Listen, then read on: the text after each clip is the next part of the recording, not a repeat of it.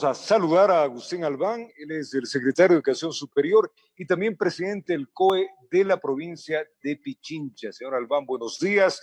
Desde el panel central de Televicentro le saluda Roberto Álvarez Vandenberg. Placer verle y saludarle. Entremos a materia por homenaje al tiempo y hablemos de algunas cosillas. Uno del COE provincial que es importante. El alcalde de Quito pues plantea mantener en rojo el semáforo hasta el 31 de mayo.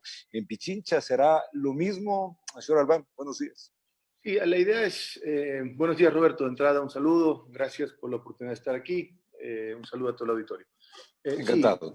Sí, se plantea una acción conjunta con todos los cantones de la provincia y coordinada, es decir, si bien el alcalde ha anunciado que la intención es ir hasta finales de mayo, un poco lo que estamos planteando en el sector provincial es que trabajemos esto desde un punto de vista técnico, con datos, con cifras, para ir tomando decisiones conforme vamos avanzando, temas epidemiológicos, y de manera coordinada, porque la provincia está muy entrelazada entre sí, es imposible separar Rumiñahui de Quito, por ejemplo, ¿no? Entonces, la idea es trabajar de manera conjunta. ¿Cuántas muestras ya se han tomado del COVID en toda la provincia, señor Albán?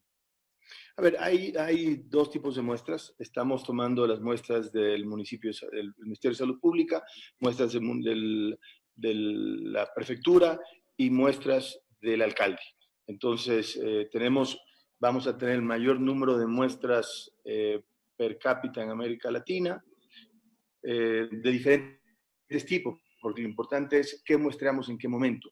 La cifra exacta no la tengo, pero lo importante es que muestremos primero la enfermedad y luego quién ha sido contagiado y tiene anticuerpos. Eso nos permite regresar a una nueva normalidad y una nueva productividad. Pero más o menos en miles, ¿cuántos serán? Sí, por supuesto. 10.000, 50.000. No, yo creo que andaremos arriba de las 6.000 muestras, por supuesto que sí. Y más. ¿Cuáles son? ¿Me decía? Adelante, perdón. No, por favor. No, siga. ¿Cuáles son los cantones más afectados, señor Albán, acá en la provincia de Pichincha? Evidentemente Quito. Evidentemente el municipio de Quito tiene gran parte de los casos, 85-90% de los casos. Los cantones rurales tienen menos. Indudablemente Quito es donde tenemos la mayor problemática y es natural. O sea, hay que entender que el virus va ligado a la movilidad, va ligado un poco más a la proximidad en las gentes, a las actividades comerciales, por ejemplo, como los mercados, en fin. Entonces, creo que es bastante natural que tengamos este contagio. Sin embargo, hasta ahora se ha mantenido la curva razonablemente bien. Entonces, hay esperanza, digamos, en el tema, ¿no? Pero en el tema de los cantones que no tienen el problema que tiene Quito, ¿no se ha previsto cambiarles el semáforo? Hay un problema de productividad, hay un problema de necesidad de trabajo y también de que la población, sobre todo la clase media, se está quedando sin dinero, señor Albán.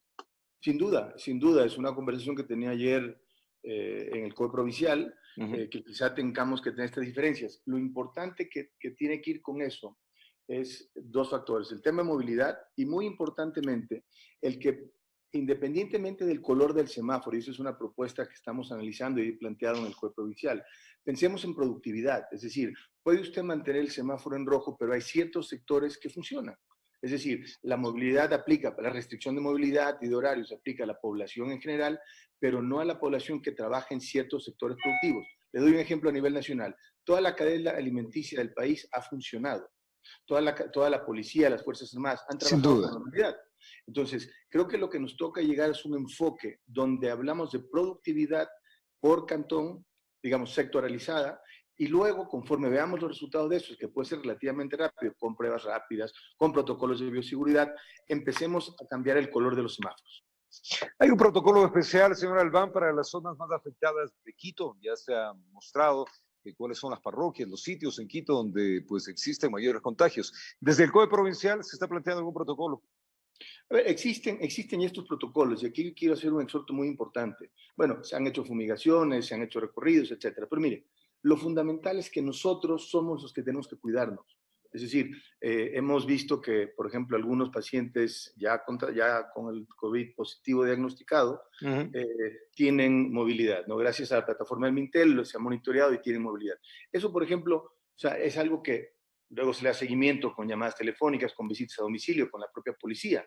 Pero más allá de una medida de confinamiento de zonas que no es funcional, porque, le insisto, Quito está totalmente entrelazada entre sí. Entonces, simplemente es un tema de que personas tomen conciencia de que si no se quedan en casa teniendo la infección o teniendo los síntomas, se convierte en un foco infeccioso para toda la comunidad. A ver, planteemos algunos escenarios, señor Albán. En Ujú. el caso de ya el retorno que muchos sectores lo están pidiendo, ¿cuáles protocolos se está planteando? Hablemos de los restaurantes, hablemos de las oficinas, hablemos de las fábricas que están alrededor de los cantones de Pichincha. ¿Qué protocolos directamente ya les están planteando? Porque no podemos pasarnos 50 días sin trabajar o 60. Totalmente de acuerdo, coincido plenamente que no podemos estar encerrados y sobre todo quienes estamos en capacidad de producir y en edad de hacerlo. Sí, claro. A ver, los protocolos varían por sector un poco, ¿no? Por ejemplo, la política en restaurantes serán los, digamos, hoy funcionan cerrados, en su momento cuando funcionen, funcionarán con cierto distanciamiento. ¿Qué nos funcionan? Por ejemplo, y hemos aprendido lo que está haciendo España. Funcionan las terrazas, estar al sol y al aire libre, estar afuera, funciona. En el tema de fábricas, indudablemente, con transporte, con bioseguridad, con políticas de monitoreo, con distanciamiento, dependiendo también de cada sector y cada industria, pueden empezar a funcionar. Entonces, justamente, y lo comentaba ayer con el alcalde por otro tema, creo que tenemos que empezar a sectorizar dónde hacemos estas aperturas, porque no podemos decir zonas que tienen muy poca infección, por ejemplo, y son agrícolas, que han seguido funcionando y tienen, digamos, proveedores de servicios que van con la industria, pues no podemos impedirles trabajar, porque sabemos que hay un bajo nivel de contagio y De ya tenemos acuerdo. pruebas. Entonces, creo que el desafío, mire, le voy a decir una cosa, ayer que veía, Mm. los lunes que veía los semáforos, lo fácil es quedarnos en el encierro y en el rojo, lo fácil. Lo difícil y lo valiente es tomar medidas inteligentes, informadas, con información cuantitativa, con análisis técnico, académicos, médicos, y decir con qué sectores vamos trabajando y vamos monitoreando, porque el virus estará aquí para siempre, o estará para quedarse mucho tiempo. Entonces, el encierro no dura lo que dura el virus. A ver, hay que aprender a convivir con el virus y eso estamos totalmente de acuerdo. O sea, de estos hemos tenido algunos que Así han es. pasado por aquí, que siguen retornando, viniendo y retornando. En fin, pero el tema que más preocupa, sin duda, a la población, señor Albán, es ponerle fechas, porque ya a algunos empresarios les comienza a fallar el dinero, la cadena se está acabando. Entonces, claro, restauranteros, usted tocó el tema. Los restauranteros, ¿cuándo podrán tener una luz? A ver, miren, yo creo que las siguientes 2 semanas son muy importantes para Quito. Miren, la lógica del semáforo en rojo, especialmente el alcalde, es que la pandemia crecía hasta el 20 de mayo, 27 de mayo aproximadamente, ¿no? 26. 26, correcto. Entonces, dependiendo de cómo vayamos viendo el número de casos infectados, pero ese es un factor importante, pero como nunca alcanzamos a testear a toda la población, hay un indicador que no falla, es el número de pacientes en sistema hospitalario y en cuidados intensivos. Y esas cifras, digamos, se han mantenido, si bien creciendo, el sistema hospitalario de Pichincha se ha mantenido relativamente bien, sin la saturación que experimentamos en Guayaquil. Entonces, dependiendo de estas estadísticas, yo creo que la labor del COE y de todos los alcaldes es ir identificando sectores. Y lo hemos hecho en la mano de los empresarios. Por ejemplo, ayer tuvimos exponiendo en el COE a un grupo de constructores positivos con una excelente explicación de cómo el sector ha funcionado en país que tuvo crisis, como España, por ejemplo. El sector no paró. Fíjense qué interesante. Entonces, creo que tenemos muchas lecciones. Lo que nuestra labor ahora es implementar medidas y activar el aparato productivo, preservando la salud, preservando la vida, pero nos toca tomar esa decisión valiente y compleja.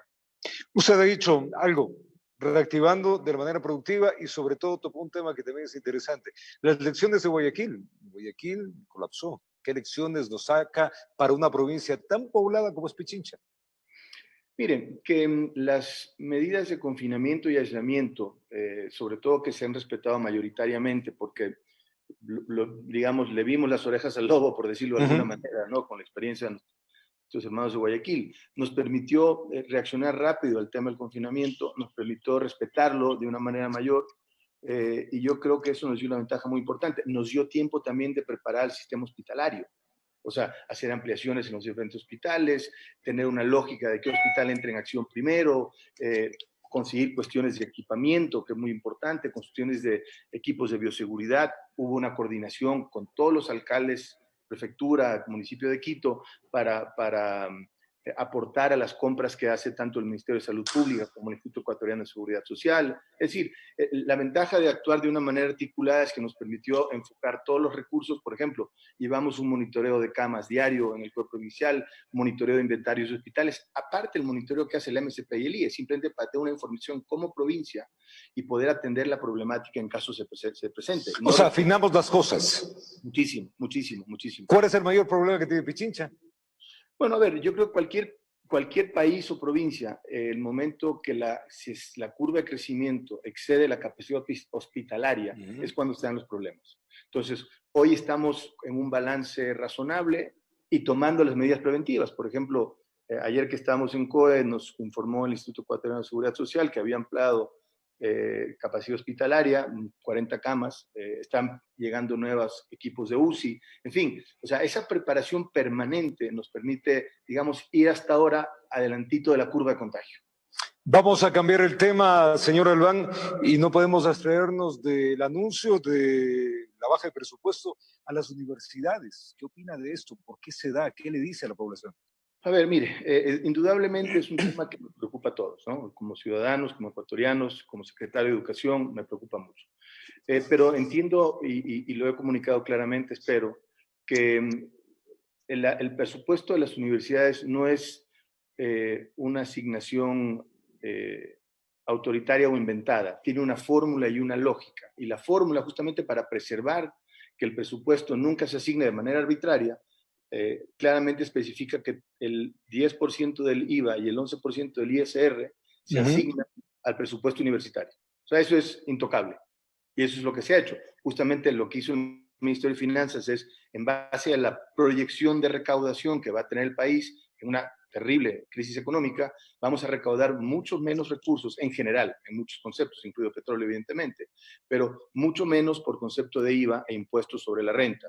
Eso hace que se nos haga chiquito el presupuesto. Esa es la realidad. O sea, no es una reducción arbitraria como quien diría voy a reducir el presupuesto de un ministerio. No, esto tiene una lógica y sigue la ley.